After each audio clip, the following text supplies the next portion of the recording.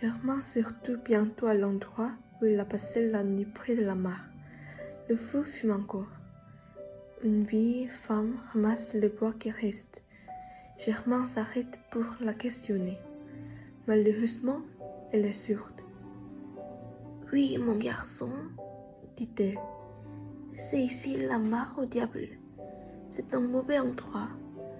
Quand on s'approche de là, il faut jeter 3 pierres dans l'eau de la main gauche pour éviter qu'il vous arrive des malheurs. »« Je ne vous parle pas de ça, dit Germain en s'approchant d'elle et en criant pour se faire entendre. « Avez-vous vu passer dans le bois une fille et un enfant ?»« Oui, dit la vieille. Un enfant s'est noyé. » Germain tremble de la tête aux pieds en l'entendant, mais heureusement la vieille ajoute. « Il y a de cela bien longtemps. Ici, c'est un endroit terrible. Si quelqu'un s'y arrête la nuit, il est sûr de ne pas pouvoir en sortir avant le lever du jour. Il peut marcher pendant des jours dans les bois et reviendra toujours au même endroit. » Ce que vient de dire la vieille trouble encore plus Germain. Il monte vite à cheval et continue à chercher dans le bois en appelant Pierre. Soudain, il entend le pas d'un cheval qui court derrière lui. Il se retourne et voit venir un brun, grand, fort et bien habillé, qui lui crie de s'arrêter. Germain n'a jamais vu le fermier des Ormeaux, mais il sent que c'est lui. Il s'arrête donc. « Est-ce que vous avez vu par ici une jeune fille de 15 ou 16 ans avec un petit garçon ?» dit le fermier. « Que lui vous l'avez vu ?» répond Germain avec un peu de colère. « Je peux vous dire que ça ne vous regarde pas, mon ami, répond l'autre. Mais je vais être aimable. C'est une bergère que j'ai prise sans la connaître. En la voyant, je me suis rendu compte qu'elle était trop jeune et trop faible pour le travail. Je lui ai dit que le travail n'était pas pour elle. Je voulais lui payer son voyage de retour, mais elle est partie sans rien me dire et elle a oublié certaines choses chez moi. Je veux la retrouver pour lui donner ce qu'elle a oublié et ce que je lui dois. C'est une fille de chez moi, dit Germain. Je la connais. Elle doit être par ici. Avançons ensemble. Nous la retrouverons sans doute. C'est bien, dit le fermier. Avançons ensemble. Oh, pense Germain. Je ne te quitte pas, fermier. J'ai trop envie de savoir ce que tu leur as fait. Attendez, ajoute-t-il tout à coup en regardant un buisson qui bouge. Petit Pierre, c'est toi, mon enfant. L'enfant, reconnaissant la voix de son père, sonde derrière le buisson, mais en voyant le fermier, au lieu de courir vers son père, il s'arrête un peu inquiet. « Viens, mon Pierre, c'est moi !» s'écrie Germain qui, s'approchant de lui, saute de cheval et le prend dans ses bras. « Et où est la petite Marie ?» « Elle est là qui se cache parce qu'elle a peur de ce machin monsieur en noir, et moi aussi. » « Ne t'inquiète pas, je suis là. Marie, c'est moi !» Marie sort doucement et dès qu'elle voit le fermier si près, elle court se jeter dans les bras de Germain. « Oh Germain, vous me défendrez, je n'ai pas peur avec vous. » Germain regarde Marie. Elle est pâle et ses vêtements sont déchirés par les épines. « Ton maître veut te parler, lui dit-il. »« Mon maître ?» dit-elle fièrement. « Cet homme n'est pas mon maître et ne le sera jamais. C'est vous, Germain, qui êtes mon maître. Je veux entrer au village avec vous. Là, je travaillais chez vous pour rien. » Le fermier s'avance et dit avec impatience. Hé, la petite, vous avez oublié chez nous quelque chose que je vous apporte. Non, monsieur, répond Marie. Je n'ai rien oublié.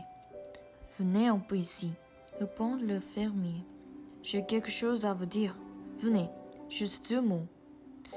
Marie, dit Germain, écoute ce qu'il veut te dire. Je suis curieux de le savoir. Tu me le diras après. Va près de lui. Je surveille. Marie s'approche du fermier. Le fermier se penche vers elle et lui dit tout bas. Petite, voilà un beau oiseau pour toi. Tu ne diras rien, entends-tu? Je dirais que tu n'étais pas assez forte pour le travail de la ferme. Un jour, je reviendrai te voir pour bavarder un peu. Quel cadeau veux-tu que je t'apporte? Voilà, monsieur, le cadeau que je veux faire moi, répond la petite Marie en lui jetant son doigt au visage. Je vous remercie beaucoup et quand vous viendrez me voir, dites-le à l'avance. Tous les garçons de mon village seront là pour vous recevoir, car chez moi, on n'est pas les hommes qui poursuivons les filles.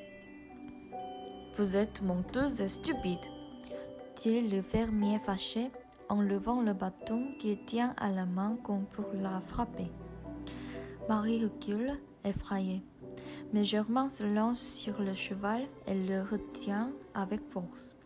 « Ça va, dit-il à l'homme. Je vois maintenant de quoi il s'agit.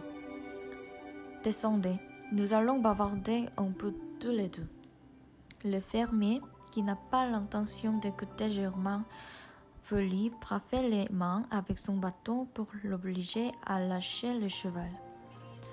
Mais Germain parvient à éviter le coup, attrape une jambe du fermier et le fait tomber à terre. Quand il le tient enfin sous lui, il lui dit « Demande pardon à cette jeune fille et je te laisserai partir. » Le fermier répond qu'il est d'accord pour demander pardon si la fille l'embrasse. Puis il ajoute que le mieux est d'aller boire tous ensemble un verre à l'auberge. « Tu me fais de la peine !» dit Germain en lui écrasant le visage contre le sol. « Je préfère ne plus voir ton horrible figure. » Alors, il ramasse le bâton du fermier et le cache sur son genou pour montrer sa force. Puis, prenant d'une main son fils et de l'autre Marie, il s'éloigne en tremblant de colère. Un quart d'heure plus tard, il quitte enfin le bois et atteint la route qui mène au village. Petit Pierre raconte à son père ce qui s'est passé. Quand nous sommes arrivés, dit-il, cet homme-là est venu parler à ma Marie dans la bergerie où nous sommes tout de suite allés pour voir les beaux moutons. Moi, j'étais montée dans la mangeoire pour jouer et l'homme ne me voyait pas. Il a dit bonjour à ma Marie et il l'a embrassée. « Tu te laisses embrasser, Marie ?» dit Germain avec colère. Je crois que c'était une habitude du village. Chez vous, la grand-mère embrasse les filles qui viennent travailler pour leur faire voir qu'elle sera bonne avec elles comme une mère. Et puis, continue Petit Pierre, cet homme t'a dit quelque chose de laid que tu m'as dit de ne pas répéter. Et puis, l'homme s'est passé parce que tu lui as dit que tu allais partir. Il voulait te donner de l'argent et tu t'es fâché à ton tour. Alors, l'homme est venu se mettre contre toi et, comme je croyais qu'il voulait te faire du mal, je me suis jetée sur toi. Alors cet homme a dit « Qui est cet enfant ?» Et il a levé son bâton pour me battre. Mais tu lui as dit « Laissez-le tranquille. Je dois maintenant le conduire à Fouche. Quand je reviendrai, nous parlerons. Le fermier est sorti et ma mari et moi, nous nous sommes sauvés. À Fouche, comme nous ne te trouvions pas, mon petit père, nous avons décidé de nous cacher dans le bois. Et tu nous as enfin trouvés.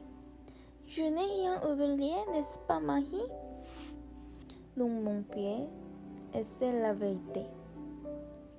Ils arrivent enfin au village.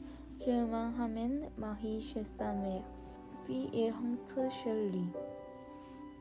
Il explique à ses beaux-parents la raison de son retour et pourquoi il ne pense pas se marier avec Veuve Guérin. Ses beaux-parents disent que c'est dommage, mais que puisqu'on est ainsi, il faudra chercher ailleurs. Le lendemain, en reprenant son travail au champ, Germain essaie d'oublier toute son aventure. Mais les jours passent et il n'oublie rien. Il devient même de plus en plus triste et silencieux. Il ne parle jamais à la petite Marie. Il ne la regarde même pas quand elle passe devant la ferme. Mais il sait toujours où elle est et ce qu'elle fait. Et il ne cesse de penser à elle. Un jour, la mère Moïse, qui se trouve seule avec Germain dans le jardin, lui dit: Mon pauvre gendre, je crois que vous n'êtes pas bien. Vous mangez moins que d'habitude, vous ne riez plus. Vous parlez de moins en moins. Est-ce que l'un de nous, sans le savoir, vous a fait de la peine? Non, ma mère, Répond Germain. vous êtes tout très bon avec moi. En ce cas, mon enfant, c'est que vous repensez à votre femme. Au lieu d'oublier votre peine, elle devient de plus en plus grande. Il faut absolument faire ce que votre beau-père a dit. Il faut vous remarier. Oui, ma mère, je le sais. Mais les femmes que vous me conseillez ne me plaisent pas. Cela veut dire, Germain, que nous n'avons pas su vous comprendre. Il faut donc nous aider. Il y a sans doute quelque part une femme qui est faite pour vous. Si vous l'avez trouvée, dites-le nous. Si elle est belle ou laide, jeune ou vieille, riche ou pauvre, peu importe. La seule chose que nous voulons, c'est vous voir à nouveau heureux. Ma mère, vous êtes vraiment bonne, et mon père également. Mais cela ne sert à rien, car la seule fille qui ne plaît ne veut pas de moi. C'est parce qu'elle est trop jeune? Ah bien, oui, bonne mère, j'aime une jeune femme.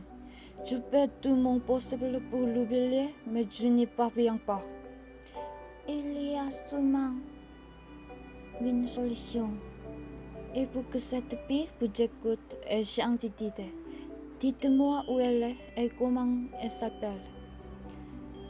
Hélas, ma chère mère, je n'ose pas. Vous allez vous manquer de moi. Non, mais non, Germain. Je ne me manquerai pas de vous. Qui est-ce? Je ne peux pas le dire. La mère Maurice a beau insister. Germain ne dit rien. Alors, dit-elle, je vous laisse tranquille pour aujourd'hui. Peut-être que demain vous en direz plus.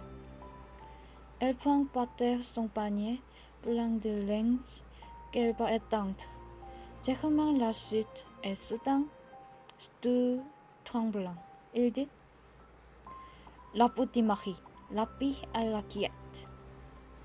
La mère Maurice est très surprise, mais elle ne montre pas ce sentiment. Elle donne son panier à Germain et dit: Prenez m'aider à étendre. Nous parlons un peu. Avez-vous réfléchi? Êtes-vous décidé? Pour ma part, oui, ma mère. Mais elle ne peut rien savoir. Et si elle continue à reposer, que se passera-t-il? Je peux en mourir. Germain, tu n'aimes pas tant ces choses-là dans un combo. Vous allez me promettre de vous tenir tranquille pendant toute la semaine, de bien manger, de rire, de dormir. Moi, je vais parler au père Maurice, et s'il est d'accord, les choses changeront peut-être. La semaine passe. Germain essaie d'être gai et tranquille, mais elle est toujours inquiet et pâle. Enfin, le dimanche, après la messe, sa belle-mère lui dit: Avez-vous parlé à votre ami Germain? Je ne lui ai parlé qu'une fois, quand nous sommes allés en salle approche. Depuis, je ne lui ai pas dit un seul mot. Ah bien, mon fils, il peut lui parler maintenant. Votre bon père vous permet de le faire. Germain obéit aussitôt. Il va chez la mère qui est.